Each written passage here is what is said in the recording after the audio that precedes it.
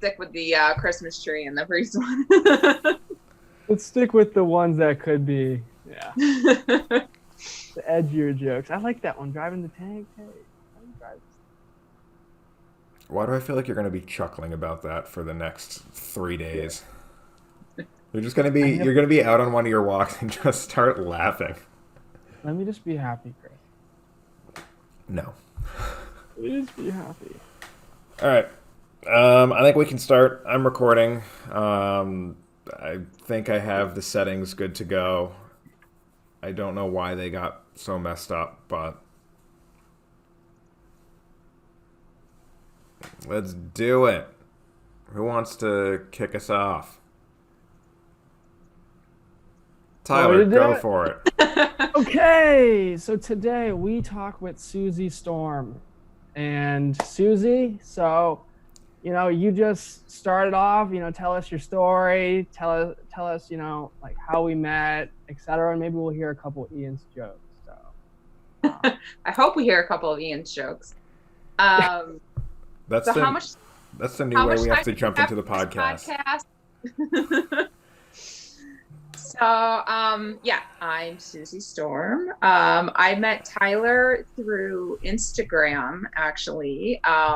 One of my friends, who actually was a blog follower of mine, had tagged me in a post because you were doing a giveaway, and they tagged me in it. And so I entered the giveaway, and I happened to win, which was awesome because I never seem to win Instagram giveaways. So that was surprising. And yeah, that's how we met. And it was my first kind of dipping my toes into the non-alcoholic craft beer world, which definitely opened my eyes up to something that I didn't really know existed. I just celebrated, actually yesterday was 6 years and 5 months sober. So next month will be 6.5 years sober. So yeah, I don't know I don't know where to start with this. Yeah, so you started off with, how you met the NA scene. So how did so let's back it up and let's go to your personal story. Like let's learn what Suzi Storm is all about and who you really are. And can we just say, to add context, Suzi, you did join us for a live review a couple of weeks ago, isn't that right? Yes. Yeah. Yep. A return guest. So our visitor. Return guest. Our very first ever return guest. Our listeners. Wow. I feel so honored. Do I get like a special pin, or is there like a members only jacket or something? Tyler will send you more beer. I'll send you a copy of a joke book.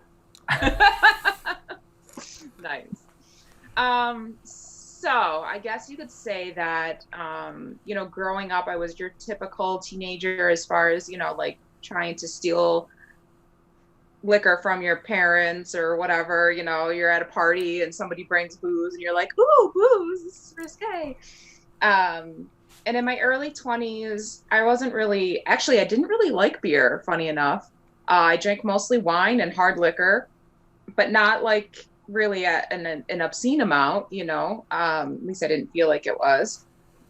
Then in like my mid 20s, I just happened to start drinking beer. I think it was like Coors Light, so I don't know if you can technically classify that as beer, but yeah, watered down beer.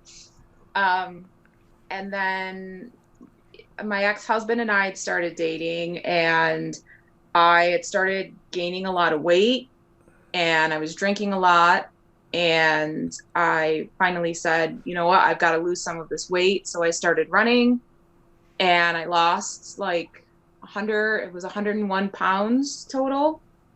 And I kind of had started blogging at that time as well, and kind of built this, it's kind of when like the whole healthy living thing kind of started growing, like, when blogging really first started taking off. So it was kind of cool to like be a part of that. And I kind of guess I created a little like niche, you could say, for like being able to lose weight while still drinking. The blog I had was called Okay, Just One More Beer. And that was basically, kind of what I built my base on, was about being able to lose weight and live a healthy lifestyle while still being able to drink. I was a Weight Watchers leader, and I became a Weight Watchers ambassador, and I shot a campaign for them with Jennifer Hudson. So I had like international television commercials, and I had billboards, and I was in magazines, and I went on Oprah, and You say that. You say that so small, nonchalantly. small flex, I guess. It's a weird thing to say. It's just odd. But yeah, there was like for a year and a half of my life, there was a huge, just like, you just go from like being down here to now all of a sudden, like, local newspapers are asking to interview me. I'm getting calls from here. The president of Weight Watchers at one point wrote a book and put me in the book. Like, all this crazy stuff was happening within that year.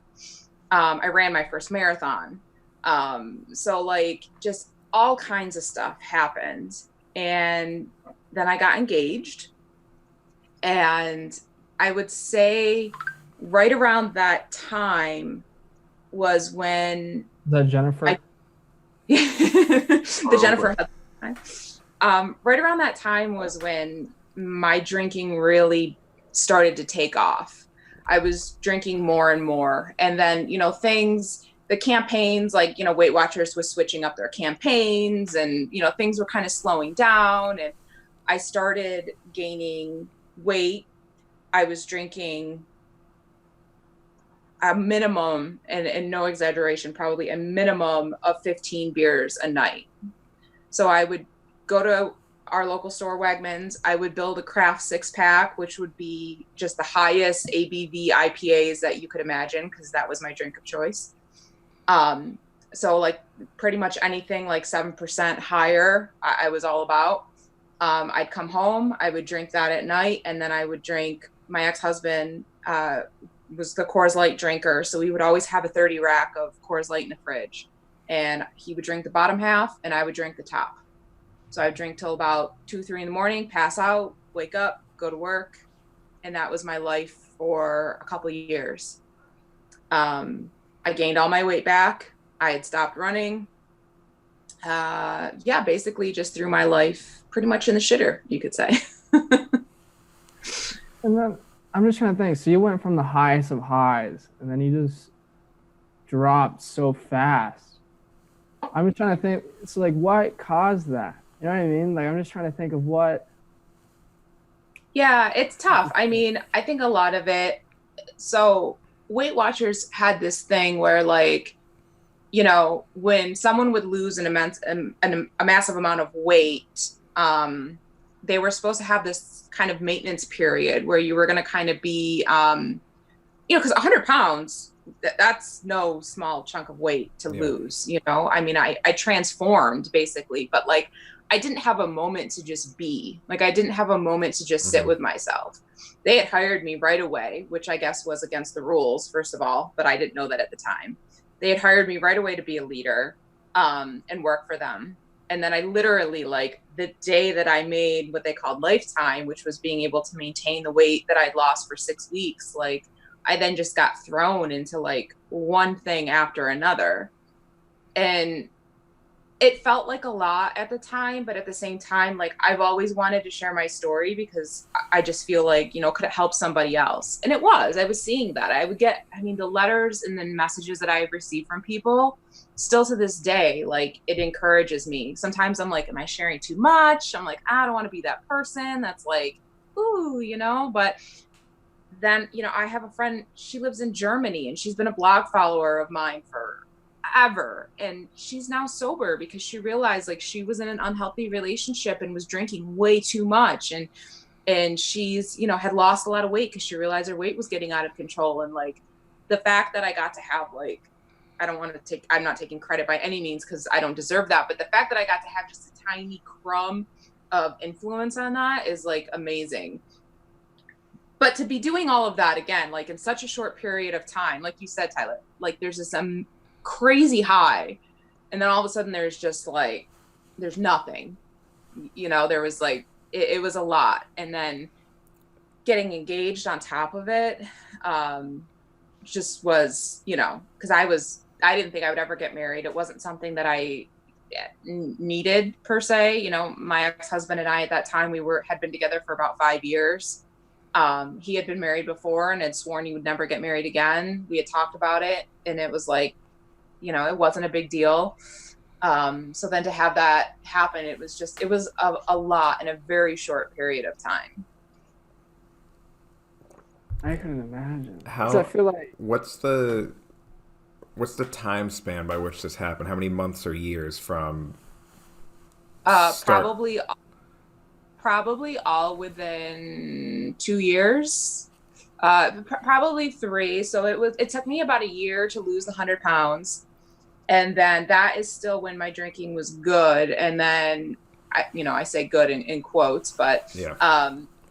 but was controllable. Again, it was controllable, you know. I wasn't drinking. I wasn't like going out and getting drunk all the time or anything like that.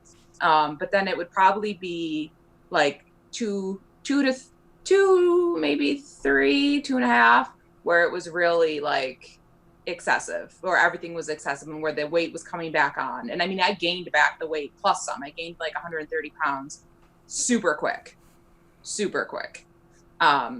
And that was such a mind fuck too, you know, because it's like, here I went from this to, you know, I tried going back to a Weight Watchers meeting, and I walk in and there's a giant poster of me on the wall, and I'm just like, I left. I'm like, I can't do this, like, you know. And then that's when I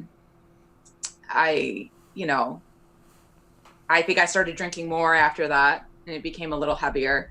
And then I quit, and I stopped drinking in February of 2016. No, 14. Sorry, 2014. February 16th of 2014. And I, couple months prior to that, I had tried to take my own life in the middle of the night. It was about 2:00 in the morning. I had taken a bunch of pills, and midway through, I called my husband at the time, now ex-husband, but was sleeping upstairs. I called a suicide hotline number.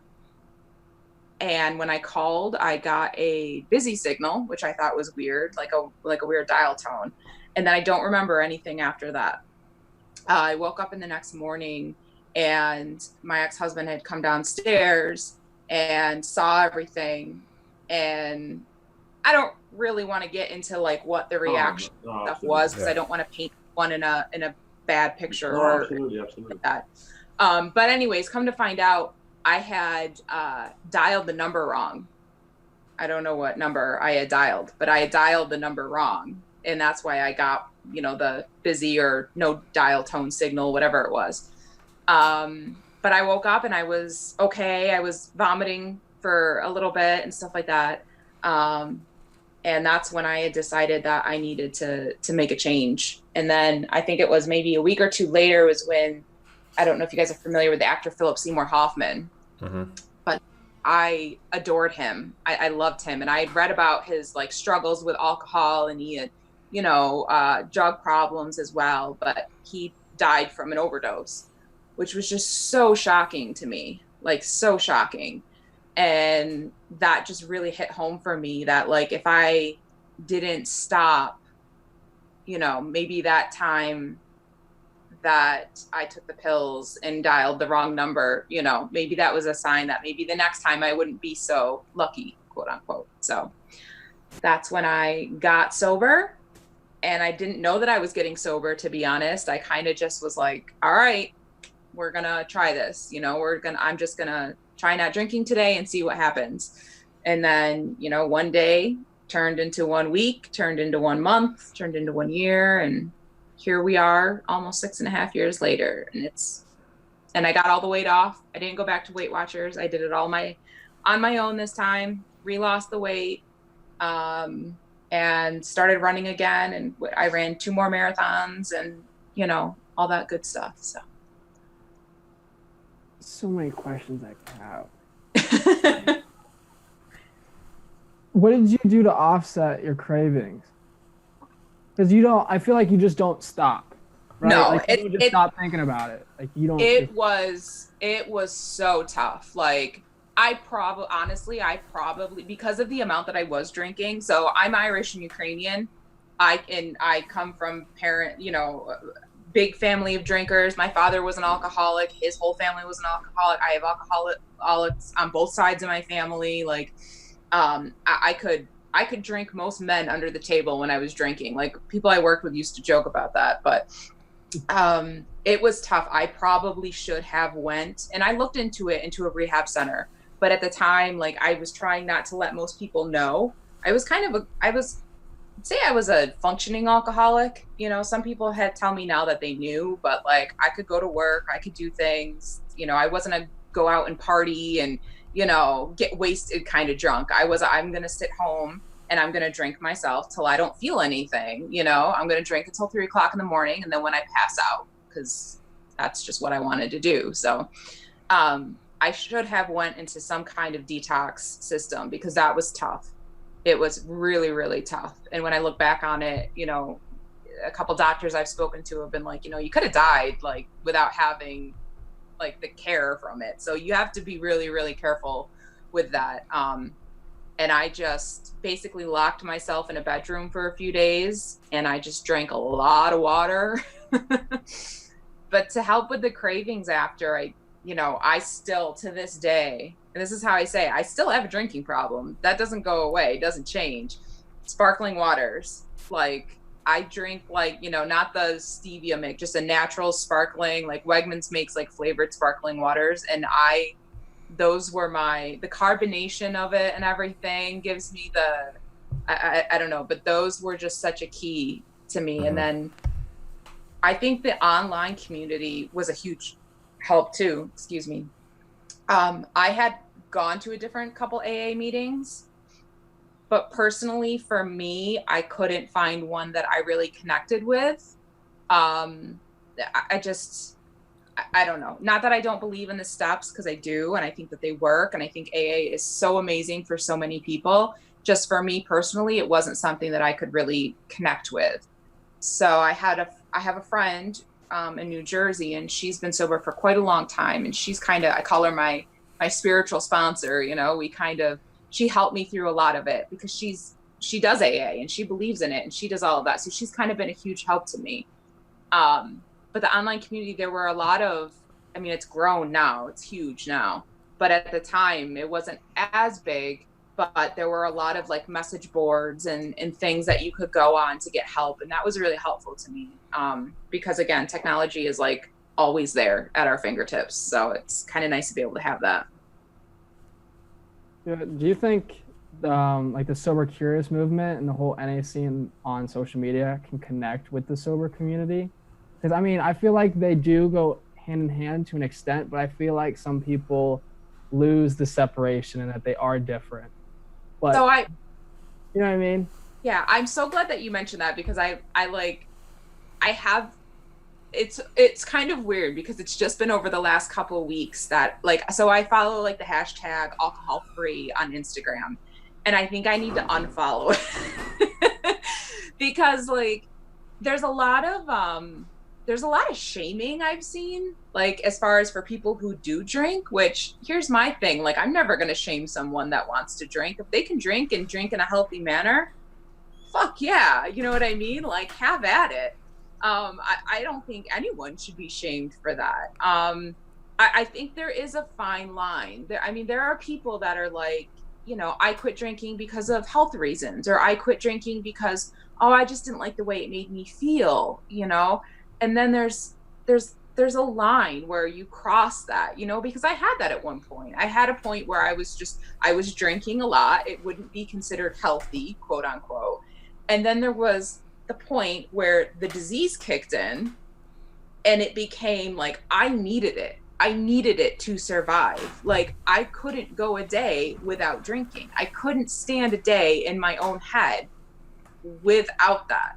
So there is definitely a difference in the two worlds. And like for me personally, like I would never, in my Instagram profile, I mentioned being sober, and I talk about NA beers, and I'm an Athletic Brewing ambassador, which is so amazing because they're just such a great company. But, and I do all of this stuff with you guys, going to the happy hour chats, which I just am so thankful for, and love all of you guys, and it's so great. But at the same time, like, I am never going to market myself or my social media around being like sober and all of that. Like, it's just not like, I don't know. It's just, it's a serious matter for some people. Like, it's a serious disease, and it's not something that is Instagrammable, and it's not something that is, I don't know. It's, does that make any sense? I kind of feel like I'm just like talking in a circle with that. Yeah, because I feel like they should be separated, right? And I feel like those people who are in the sober community can join the other, and by all means, they could both interact. But I don't know. I just feel like it's different with so many people. It depends on, you know, the person you are and your addiction. Some people literally can't even go into a bar. Yep. When I first, so like, I think I was maybe 6 or 9 months sober. MAD, Mothers Against Drunk Driving, had come out with this IPA, non-alcoholic IPA. And I remember getting so excited when I found it in a Walgreens, of all places. And I bought like 4 cans because my ex-husband and I were going to go camping. And I'm like, oh, this is great. I can have, you know, a non-alcoholic IPA. So before we went, I'm like, I'm going to try one just to see if they're good. Because if they're good, maybe I'll go buy a couple more. That right there was a trigger that maybe I shouldn't have done. But I opened it up and I tried it, and I had to spit it back out, and I had to dump them all in the sink. Like, it was such a trigger for me. I couldn't, there's no way that I could do it. And I was even worried when I got this stuff from you, Tyler, from the giveaway. Like, I remember, like, I was crying with my therapist, like, over Zoom, because this all happened during, you know, during the Rona. You know, and I remember being like, I'm scared, is it going to trigger me and stuff, you know? And so, yeah, it's kind of, it's different for me than, say, like for you, where you can have it and you don't have that worry, you know, you don't have to worry about that. But it's like, I still have to worry about that. I get to enjoy these non-alcoholic beverages, which is fantastic. And I am so grateful and love that I can now. And I love being part of, you know, immersing myself in this, this world. But I also know that, you know, my journey with it is completely different than some of yours journeys. But I also too love sharing it. Like, I've shared the athletic beers with a couple of my friends that still drink, but just as a healthier option. You know, I was out on the boat with my friends, and they're, you know, the boat police are all over the place that day and stuff, you know, and he's like, this is great because I can still have a beer and I don't have to worry about, you know, if anyone's like, oh, you're on a boat and you're drinking and blah, blah, blah, like that kind of stuff. So, yeah. And could you take us back to so you stopped drinking on the 16th of February, is it 2014? The what? You stopped drinking on the 16th of February, was it 2014? Yes. Yeah. And if you don't mind me asking, if it's not too much, what was the 15th of February, like the day before? Was it, did you have to psych yourself up for it, or was it? So no, I went, and Valentine's Day was 2 days before, and that was always, Valentine's Day was always a big deal for my ex-husband and I, because Christmas was all about my stepson, but you know, it was all about him. So we didn't do gifts for each other. We just focused on him. Birthdays, we didn't really do too much. Because our birthdays were like in between his. So we always focused any money that we had or anything always went to my stepson and making sure that he had a good birthday and a good Christmas. So Valentine's Day became our big thing. And we went out to dinner, and I remember getting on the escalator, and I was so dizzy. Like, my body just literally felt like it wanted to shut down, you know, because I'd been drinking a lot, and then we went out to dinner, and I just remember getting on the escalator and feeling like I am going to pass out. And the next day I remember waking up, and of course I was hungover. And so I, you know, it was like 11 o'clock, 12. I grabbed a beer in the morning, started drinking. And then I don't know, it was around 10 that night maybe. And I'd, you know, at this point had probably close to 15 beers or so. And I got on Instagram, funny enough, or maybe it was Facebook. and a lady who shot some of the photography at my Weight Watchers shoot in LA. She's a pretty famous photographer. I'm not going to say names or anything like that, but we're friends on Facebook, which is pretty awesome. Her sobriety date is the same as mine, but she had like years on me. But she had been celebrating that night with her friends for, we call it, your birthday, which is basically the second time they say that you're born, which is the day that you got sober. And I saw that and I just said to myself, okay, let's do it. So I took a sip of my drink. Sadly enough, I think it was a Coors Light. I think was the last beer that I had, because I had drank all the other stuff. I had drank all the other beer, so why not, right? End with what I started with. So I drank that. I went to bed and I woke up and I just said, I'm not going to drink today. And that's kind of where it went from there. So I really can't pinpoint it, it's like, and that's one thing that's always been asked. It's like, well, what was the moment? I don't really know. I have a bunch of little moments, I guess the biggest moment being the time I tried to kill myself, but then it didn't just happen the next day. I didn't say, oh, okay. Same with when Philip Seymour Hoffman died. That was such an eye-opener for me, but it also wasn't, I didn't like the next day quit drinking or that minute quit drinking. It still took me a little bit of time. And then it just, like I said, I don't know. I just woke up and I just said, I can't, if I want to live, I can't do this anymore. And I chose to live. So kind of on the flip side of that, what was the 17th and 18th and 19th of that February like? Yeah. Hard as hell. Like I said, it was me pretty much locked upstairs in my bedroom, lots of water, lots of puking, lots of, just, you see stuff in movies about, like going cold turkey, and that is exactly kind of what it's like. Lots of sweating, lots of shaking. I think I had called into work those first couple days because I just couldn't function. But I also didn't really tell anyone. It's funny when I look back every now and then, like Facebook memories or something like that, we'll have like, I posted something, a countdown. I have a countdown app and I posted something about it. And it was very vague booking, as you call it. And it was very vague because again, I don't know. I didn't really know what I was doing. It was just something that I really felt like I had no other option. There was two things were going to happen. One, I was going to keep drinking and I was going to kill myself by doing that. Or two, I was going to quit drinking. So I don't know really how or why or what, but I stuck with, thank God, I stuck with that quit drinking.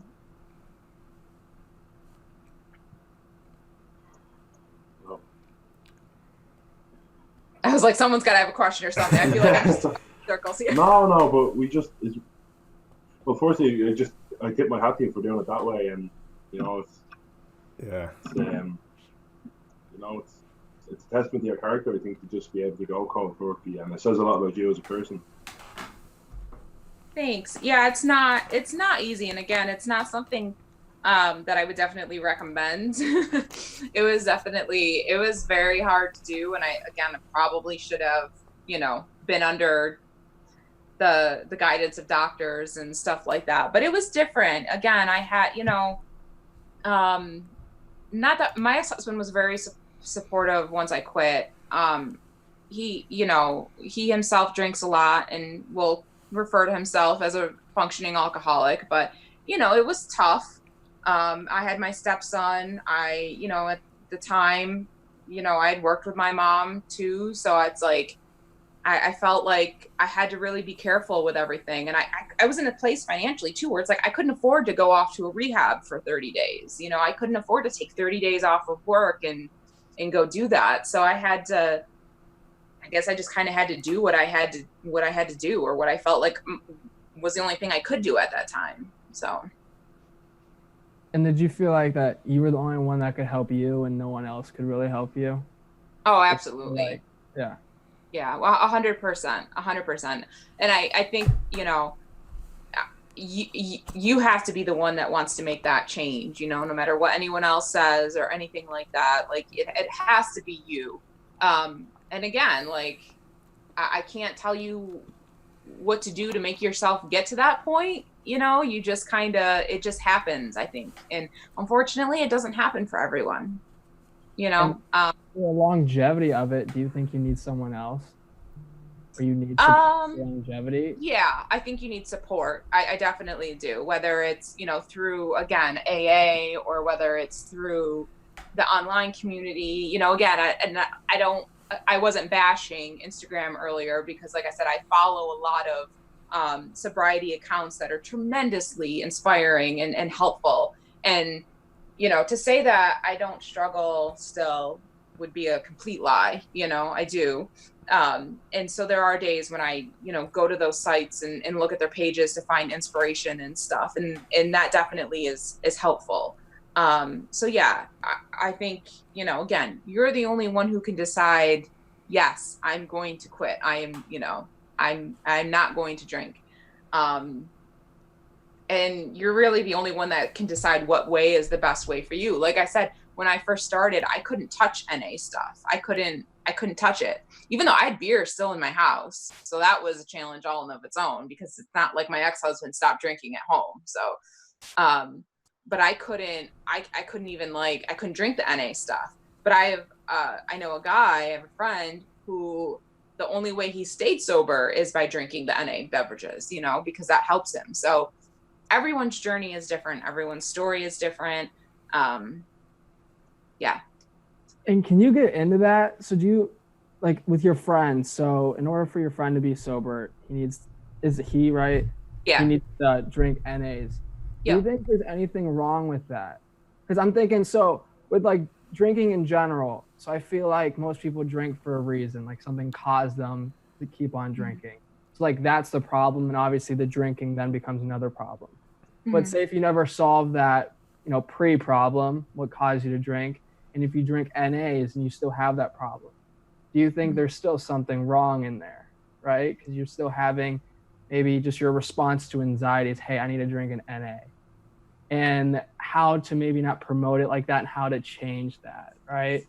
Yeah. Yeah. I think there's definitely a fine line there. Like you have to find, kind of like your root cause, your root problem, and deal with that. And, I think I've said that to you guys, is like the minute, I have really been enjoying drinking the non-alcoholic beers. Again, one of the reasons why I, became an ambassador for Athletic, because I just love the whole, mindset around it of being active, living a healthy lifestyle, still being able to enjoy the beers and everything. But the minute that I go and I grab one of those out of my fridge, that isn't just because I want to enjoy a nice cold non-alcoholic beverage. The minute that I'm like, I'm pissed off or I'm angry or I'm sad and I'm like, I just want to drink my troubles away, is the second that they're gone. They're gone. I can't do them anymore, So for him, I know he's told me that, like, it's just the taste. He just enjoys having the taste. So I think, again, you have to evaluate, like, why are you drinking these? You really have to find your why. And that's what I worked through with my therapist before I drank what I won from you from the giveaway, was finding out my why. Why did I want to start drinking these? When I was drinking at a healthier rate, I loved learning about beer. How was it brewed? How the process, what went into it. I went to breweries and did the brewery tours. I brewed my own beer. I brewed my own IPA. That's how much I got into it. I loved the bottling, the labeling, all of it, what goes into making this flavor and this, the different profiles. I loved all of that. And I realized, I'm like, I missed that healthy aspect of it. And to learn that, hey, there's this whole world out here now where I can indulge in that. I can enjoy that, but not have it be about alcohol and not have the side effects that come with that, is pretty great. So, but again, if you're choosing to drink non-alcoholic beverages, just because they don't have alcohol in them and that's it, and there's no other reason for it, then maybe you need to reevaluate that and you shouldn't be drinking them. Does that make sense? Yeah. How do you think these companies could do that? Right? Kind of like, I'm just trying to think, because most people think that, if you're sober, you should drink NAs.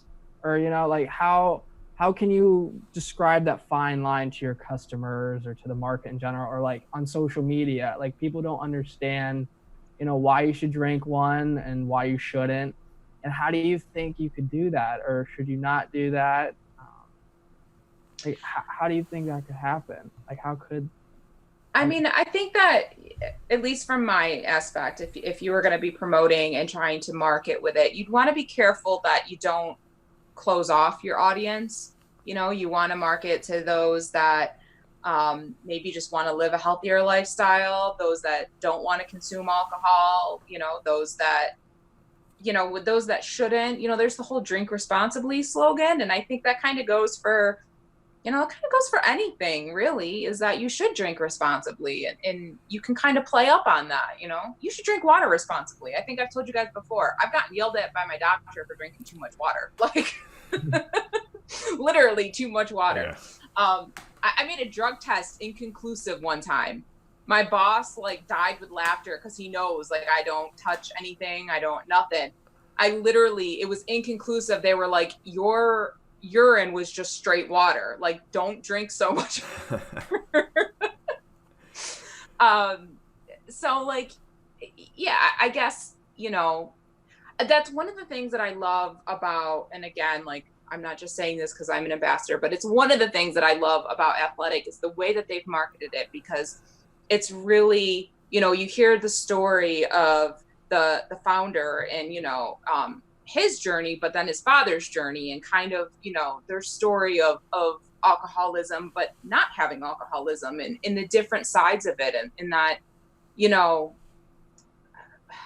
again, I guess it comes down to what's your why? Why do you want to consume these?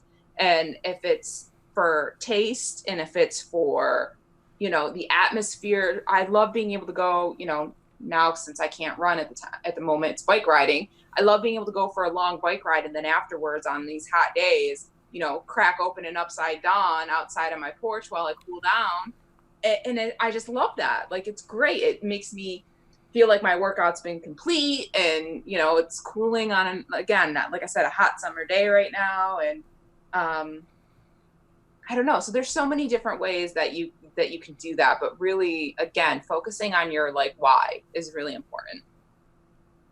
So I don't know if I answered your question or if I just said the same. I mean, I feel like there is no answer to it. I mean, I feel like if you're looking at from a business perspective, you can't market it to alcoholics. That's not. Yeah, no, absolutely not. Yeah. So I mean, that then and there, that answers the question. Very good. I wanted to bounce off what you were saying, Tyler, with that is that, just not marketing, making sure not to market to alcoholics, because again, it's so great for everyone. What's really funny is I don't hang out with a bunch of sober people. All of my friends, none of them are sober. I think maybe one or two are sober. Everyone else, they're big drinkers, that we have campfires. There's tons of beer, we do these races, a lot of them that are, we got the Utica Boilermaker, which is very much beer themed. It's run under Saranac.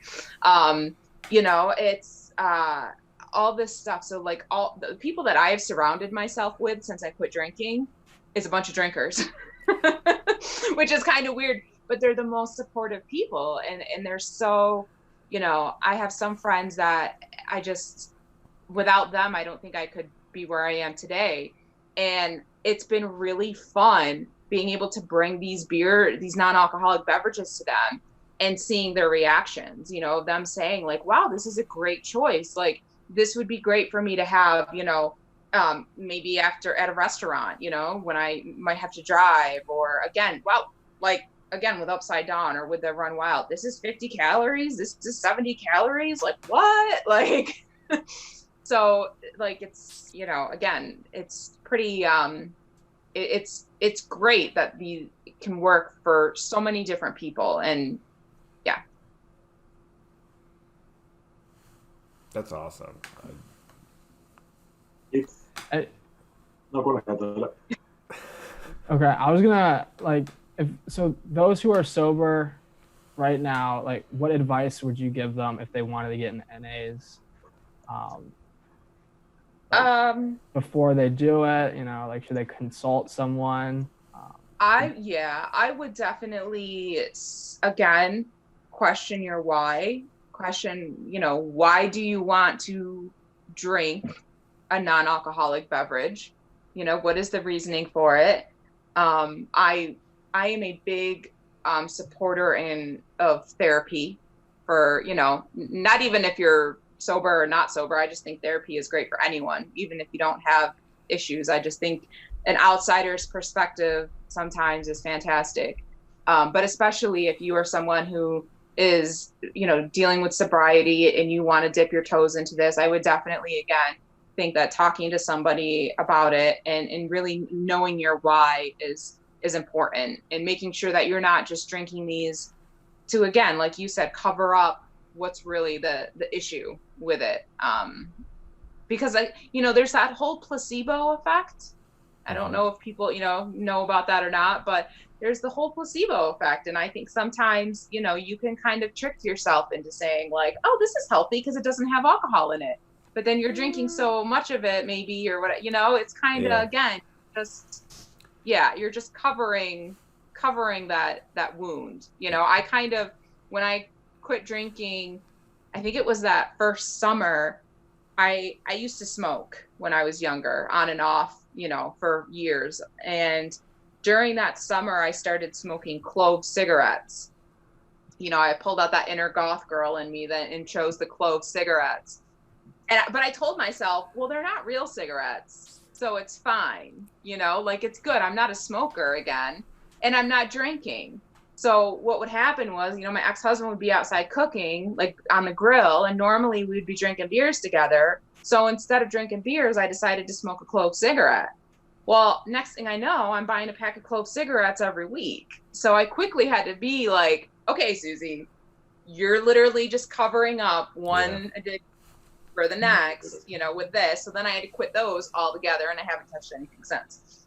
So, I think that was a really good point that you brought up with, just because it's 50 calories doesn't mean it's healthy. It might physically be a quote-unquote healthy food choice, like you're eating vegetables rather than fried chicken, but there is that mental health part of it of this might not be a 200-calorie IPA, this might be a 50-calorie IPA, but it's not going to help my mental health. Going back to that why, and I think that was a really important point to hit on, because I think with this whole scene, there's a big aspect of mental health and mental sobriety rather than just the physical lack of alcohol or other substances. So yeah, absolutely, because you can turn any healthy habit into a bad habit real quick. Oh, yeah. I not only have I struggled with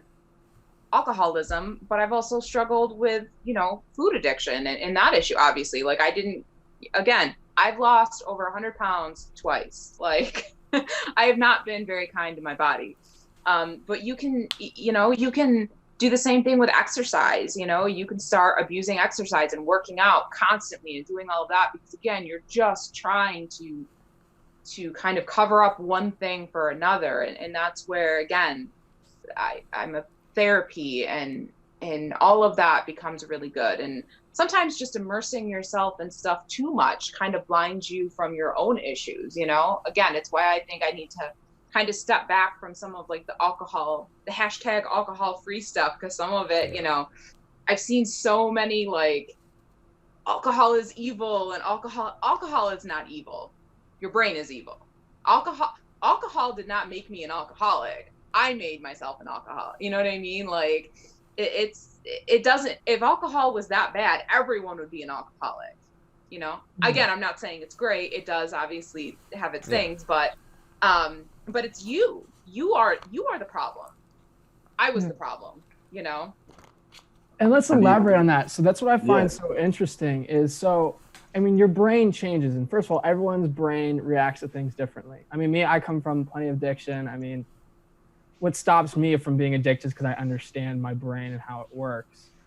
So I feel like, I mean, it's really hard to understand your brain because, you know, you don't, how do you? Like, besides just experience. So, like in relation to your story, so historically you've had off and ons. I don't want to sound like a therapist or what I'm saying. Like, I don't want it to come off like that. But like, just what you said, you kind of like gone on and off on certain things. And you kind of reacted the same. It's usually an extreme, you know, reaction. And Yep. I react the same way. So if I do something, I'm going to be like, you know, hardcore 100%, or it's just kind of like, no. I'm just thinking, like, for someone who's becoming sober, and again, the NA scene, like, until you know your brain, I mean, until you know you, by all means, I wouldn't advise anyone to drink them, because like you don't subconsciously understand why you're drinking them, possibly. And just the placebo effect you were saying, I mean, you can't tell probably, but it could totally be doing what you don't expect it to. I just think it's so crazy. Like, everyone's brain's different, right? And I just always find that crazy with addiction, and then just becoming sober, and then it ends up changing. So for you, over time, it took you a while, and your brain probably changed with you. And then what is that time that, hey, like, I want to try it? How do you know? You don't know unless if you try it. But is that okay to do? And I don't know. And then again, you don't want to be fighting your whole life against yourself, right? You want to promote, you know, healthy living. But then, is it, like, by you drinking it, is it healthy for you? And then it's that whole mental twist. And I just find that just insane. I don't mean by like insane. It's just very intriguing to me. And I'd love to really talk about that more, because I don't think many people even understand addiction, let alone non-alcoholic beverages. But yeah, I know that's kind of all in a circle, but I don't know. I don't want to describe it as cool, but it's very interesting of just how, yeah. Yeah. And I think, you know, like you said, it just really comes to understanding yourself. And, you know, again, my friend that lives down in New Jersey, you know, she's been sober. I think she just celebrated like 15 years or 16 years. But she had longer before that, and she had relapses and stuff, but like, she doesn't touch the stuff. She won't touch it. She wants no part in any of that, you know? Again, if you went into most AA meetings, most people would say the same thing, but then you see some that do. So again, every person is different. But it's really, it's the mental understanding of all of it. I would never, if someone was to reach out to me and say, you know, hey, Suzie, I see you're an athletic brewing ambassador, and I realized recently I have a drinking problem. Should I start drinking these NAs? No. Like, no, you shouldn't just go do that. You know what I mean? Like, you should consult with someone, you know, figure out something. Again, that whole knowing your why thing is extremely important, I think. And like you said, addiction, it's very hard for some people to understand. You know, one of my best friends, he does not understand how someone gets addicted to something. He just doesn't get it. He just doesn't understand the process. He thinks, like, if you want to quit, you can quit. Why can't you do that?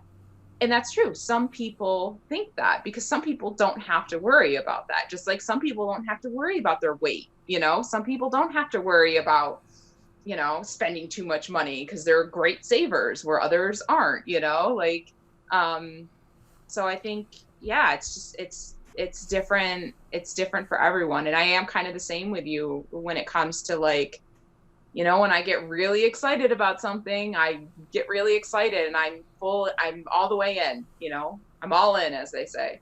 And so sometimes I have to catch myself and kind of say, okay, pull it back a little bit. Don't get too caught up in it. And it's like when I started losing the weight again, you know, a couple people had reached out and asked me to do a podcast and do that. And I said no to all of it. I said, I'm not doing that this time. Like, I'm not going down. I'm not ready yet. Like, I just need time to be. I need time to lose the weight. I need time to be at this weight. I don't want to share my story with it right now. And I kind of like stopped doing all of that for a little bit because I just needed to be. But again, like you said, I learned that through experience. I learned that because I didn't do that the first time, and look where it landed me. So. And what does your future look like? Hopefully still sober. Hopefully still able to enjoy If you would have to put a percentage to it, like, do you truly think that you can go balls to the wall rest of your life sober? Like, your first thought. Every minute of every day, I hope so. So, because I don't, a lot of people that are in recovery will tell you they have a lot of drunk dreams. I don't have them often, but every now and then I have them. And I had one a few weeks ago that just scared the shit out of me. And I woke up and was literally like, oh my God, did I relapse? But in all of them, I always end up dying. And so I think that in a way that's kind of maybe a reminder to myself that, I have two choices, not to say that if I relapse, that's the definite outcome, but I definitely feel like that would be the outcome.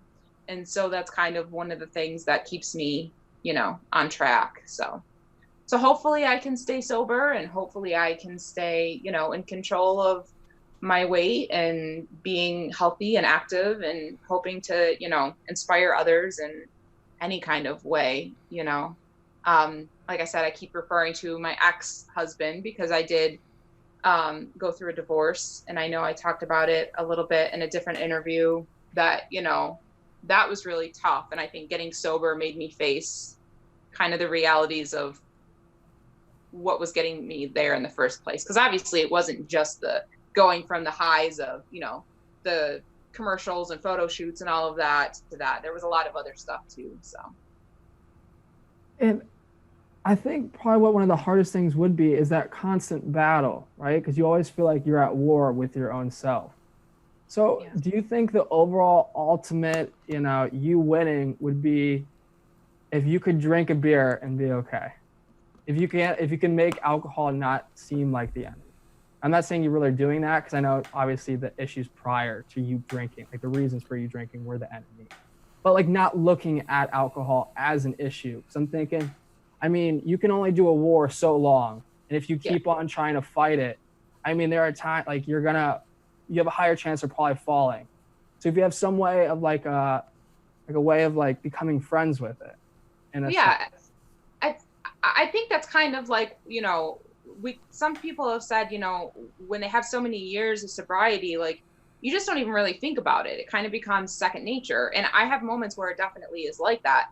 And I think a lot of it is because of the fact, like I said, I keep seeing all of these posts lately about, alcohol is bad. And God, I saw one the other day that really pissed me off, and I wish I had saved it because it was a great example. But like, I just wanted to scream and be like, it's not the alcohol. Like, it's you. Like, it's your brain. It's your chemical makeup. It's, it's your DNA. That's what's bad. So I think once you understand that, again, that's why I always say, maybe I could have a beer. Maybe I could. Maybe I could have an actual alcoholic beer right now and just have one. Maybe I could. Probably not, but maybe I could. But you know what? The odds that I could are so extreme because I know what my brain does, and I know how it works, and I know what happens, and I know how much I can't control it once it does start to do that, that it's not worth the risk. And again, it's not that alcohol's fault. It's my fault for having it. It's my fault for deciding to have it. So don't ever shame somebody because they decided to drink alcohol, and don't ever shame somebody because they decided not to drink alcohol. I don't know. Do you think there's a certain accountability that comes with giving up drinking, say? Absolutely. Again, like you can't, you have to face yourself. You have to face yourself 100%. You have to face yourself. You have to face like I say to myself all the time, holy shit, Suzie, like, what were you doing? Like, who drinks that much? Like, what and why? Like, was it worth it? Like, you have to own up to your mistakes. One of my favorite sayings is, the only thing stopping you is you. and obviously like the only one controlling you is you. Nobody ever held a gun to my head and said, you have to drink this right now. Like no one ever did that. I did that. I made that choice. The alcohol didn't do it. Alcohol didn't just jump out of my fridge and land in the glass. Like, so yeah, really, you have to hold yourself accountable. And I think you have to do that when you're drinking these NAs as well. That's very important to do. Because again, 50 calories of an upside down, but if you're drinking a whole 6-pack, like in one sitting, and those calories add up. And I've done that before.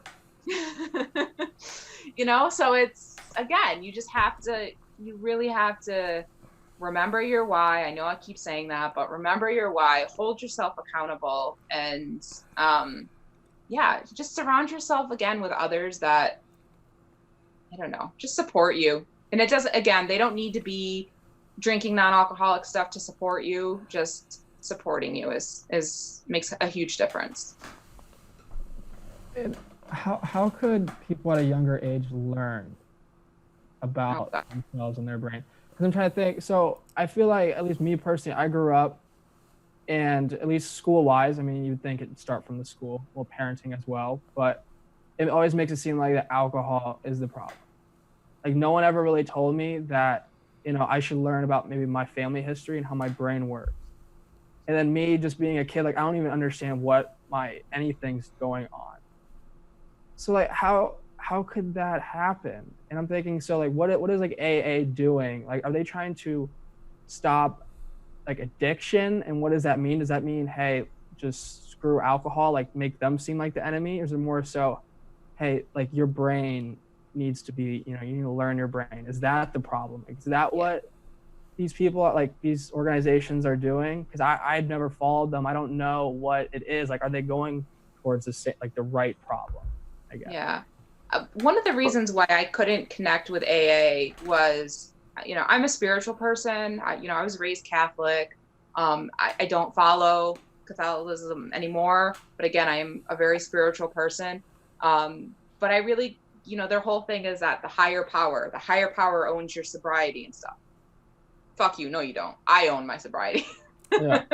I'm thankful to me for my sobriety. Do I have spiritual powers that help me and give me strength? Absolutely. But like, I own my sobriety. And I also felt like, with AA, or at least with the meetings that I had attended, it's a lot of living in your past. It's a lot of living in your past mistakes. It's a lot of rehashing, like, what bad things you did on alcohol, when you were drinking alcohol and that kind of stuff. And again, really, it's not just the alcohol, it's your mental health. And that's really what it is. And there needs to be, we could get into a much broader conversation about how mental health, the stigma around it, and how this country needs to really just put a way larger focus on mental health when it comes down to not just alcohol. You're looking at, gun violence, just physical violence, any of that, my dad was physically abusive. He was also an alcoholic. Was he one without the other? Of course, because again, he was, my dad died at 35 of a heart attack because, my dad was tall and he was huge and he didn't take care of himself. And, that because he was mentally a wreck, he was mentally disturbed. And, I suffered from things when I was young. I was suicidal when I was a young teenager as well. I was on antidepressants for a long time, but again, all of that stuff, it was almost like a stigma. It was very hush hush, it was, don't say anything, don't, so really, making it broader, making it okay. Like, it's okay to not be okay. And I think, the more that is talked about, maybe the less problems with alcohol there are. When you realize alcohol isn't the enemy, you're kind of your own enemy.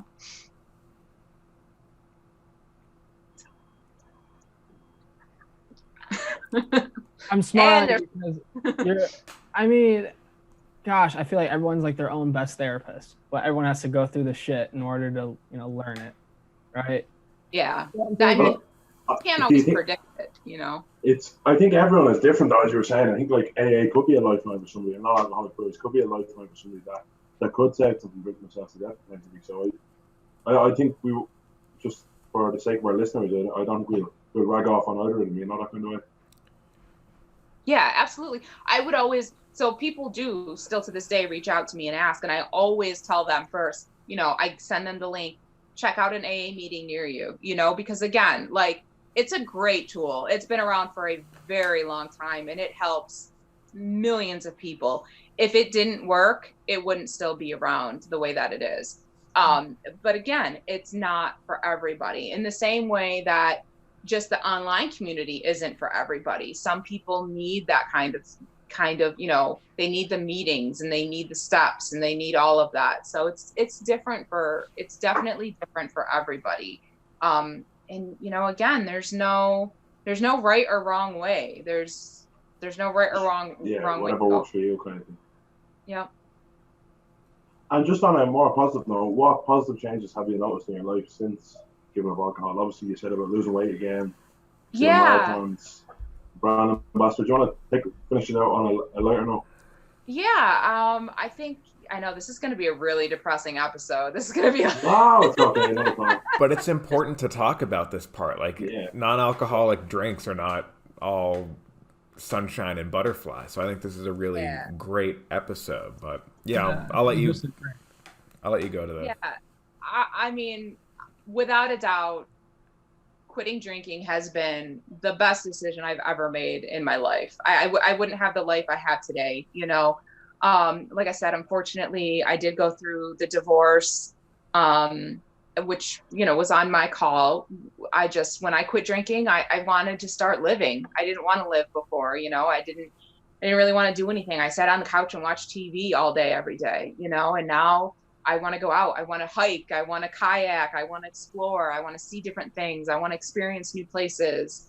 And, you know, unfortunately, my ex-husband kind of wasn't the type to do that. And so my life was going this way and his was here. And, you know, so that was an unfortunate part, but also, a necessary part, you know? So I know it seems weird to have that positives, but you just outgrow certain people, you know, it's part of life. Yeah, absolutely. So, you know, and now I live in my own apartment with me and my cats. And, you know, I had left a job. I was at a place for 13 years and it became very stagnant for me and there was really no growth. And I left that job and went to a new company that I absolutely love and got promoted within my first 6 months of being there. And I love that now. And I, you know, great coworkers. And again, I've done more. I was the head of a run club for a long time before I stepped down from that because it was a lot. But I am still active in the run club. And, you know, I just, again, the energy that I have, I say my favorite thing now is Sunday mornings, because before, when I was drinking, Sunday mornings started at noon and it started with me waking up and then getting a beer because I had a headache from all the beers before, you know, and going and eating a greasy lunch. And I couldn't even go on Facebook or anything and read or read the news on my phone because I'd be so dizzy that I couldn't look at that stuff. So my favorite thing Sunday mornings now is to make a pot of coffee. And if the weather is good, sit out on my porch, drink coffee, grab my iPad, maybe scroll social media, read the news, go on BuzzFeed, because I can do that now, you know, and then go out for a nice walk or something, you know. So yeah, really just living life is probably the best thing that I was able to get from all of this. So.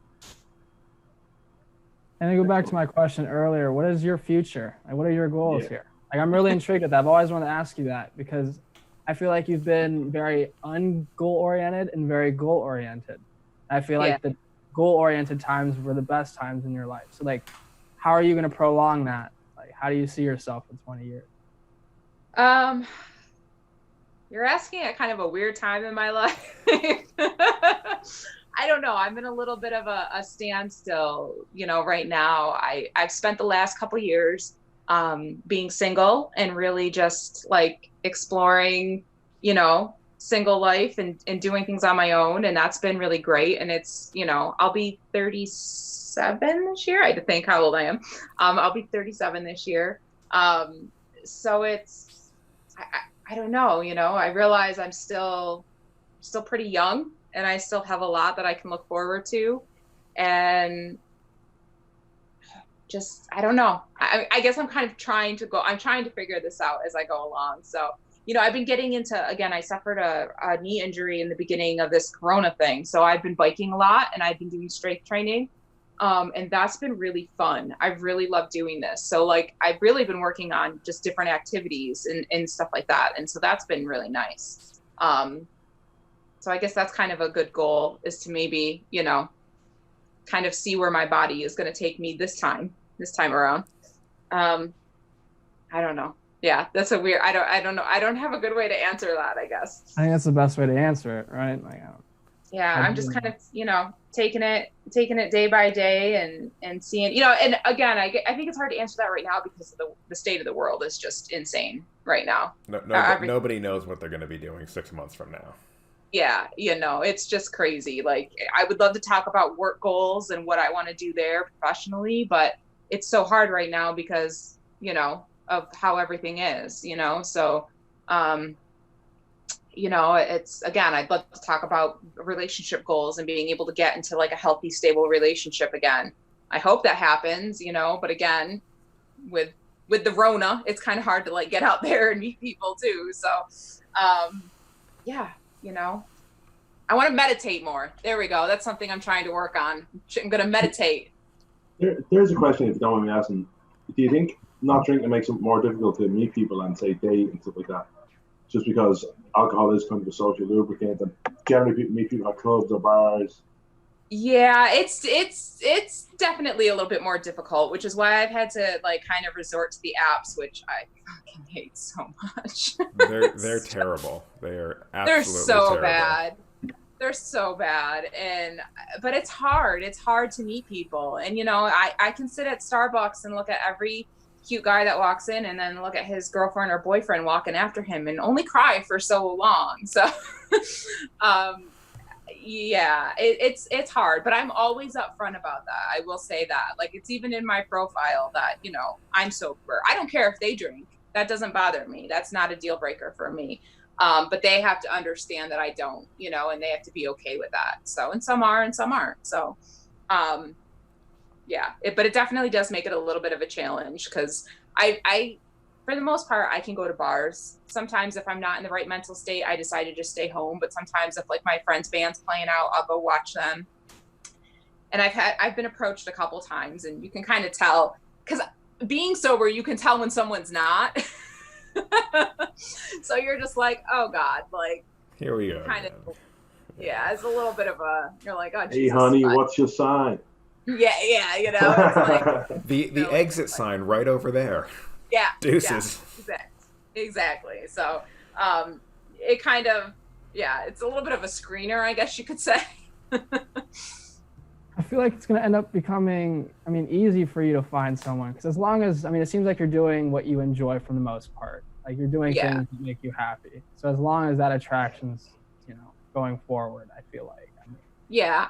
I've definitely learned a lot more about what I want and what I don't want. And just the boundaries of things I will put up with and what I won't put up with. And, all of that. It's a learning process. It's life.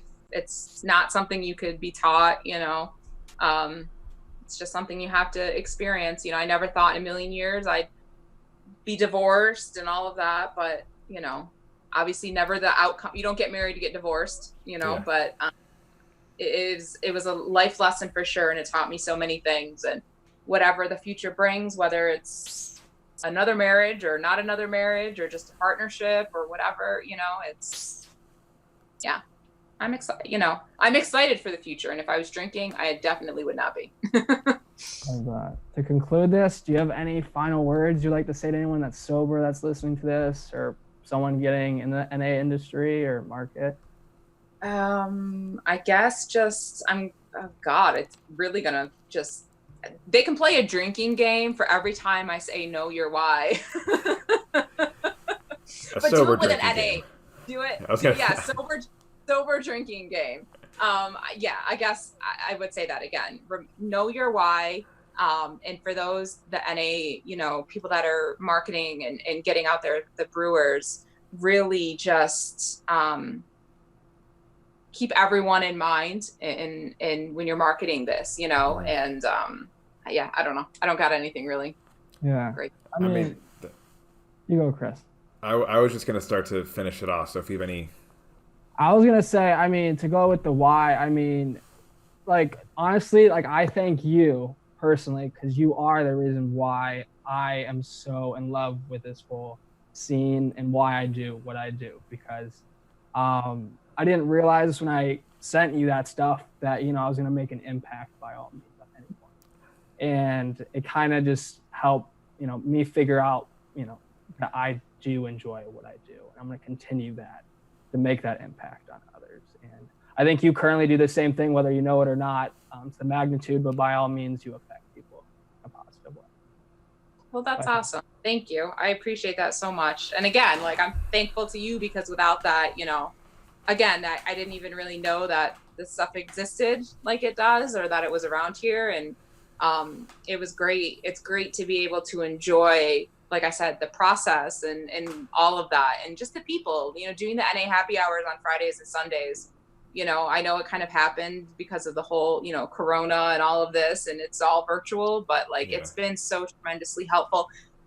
Again, going back to mental health, because it's just a great way to connect with people. Again, I'm just me and my cats, and I'd become an even crazier cat lady if I didn't have some kind of social interaction.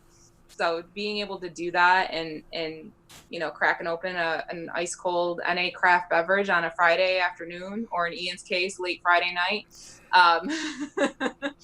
it's something to look forward to all week. So it's thank you guys all for that. So thanks for being such a big part of it.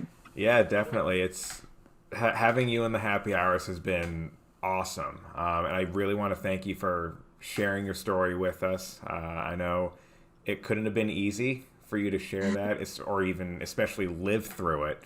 But it sounds like you're optimistic about the future and where things are going, which is incredibly important for anyone, but especially someone who's had to deal with some of the things that you've had to deal with. But yeah, I think this has been incredible just to listen to your story, and it's pretty inspiring, really. Yeah, just. Well, thank you guys. I really Please appreciate God, there's somebody else out there listening that can take something from it, Yeah. Yeah. I mean, it's possible. I never thought quitting was possible. I really didn't. I didn't think it was something that I could do, but I did, and I'm thankful every single day for it. So are we.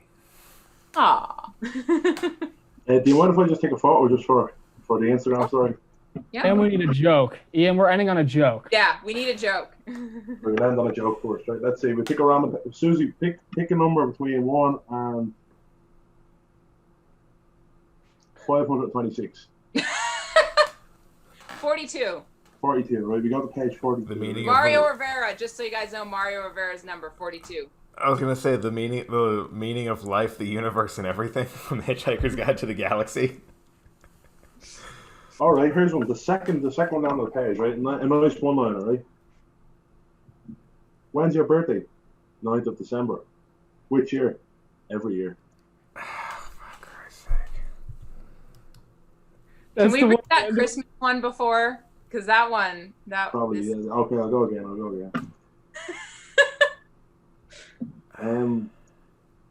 Let's see. I'll just pick a random page, right? Doctor, I get a terrible pain in my eye when I drink a cup of coffee. Try taking the spoon out. Jesus. I'll see myself out, right? One more, right? Jesus. Doctor, I think I'm a bridge. What's come over you? 2 cars, a truck, and a coach. I mean, the amount of listeners that are probably still listening to this by now probably didn't hear it, but. Well, now we've just lost our last listener. It's not like a dry comedy night, like something like this. I just flew in from Cleveland, and boy, are my arms tired. Wow. Oh, There we go. It's because you said it. I just think it's because you said it, and I just, let's keep that out of my brain. oh, hey Chris, you'll like this one. A German jumps into a river to save a dog from drowning. Are you a vet? Asks a passerby. A vet, says the German. I'm bloody soaking. Wait, why are you going for Chris? I don't know, Because it's stupid and punny and like a bad dad joke. yeah, exactly. Anyway, we got this picture of social media before. Did we end the podcast? I hope so. Oh no, I'm still recording. Yeah, I was gonna say, I hope this is still going. Class, guys.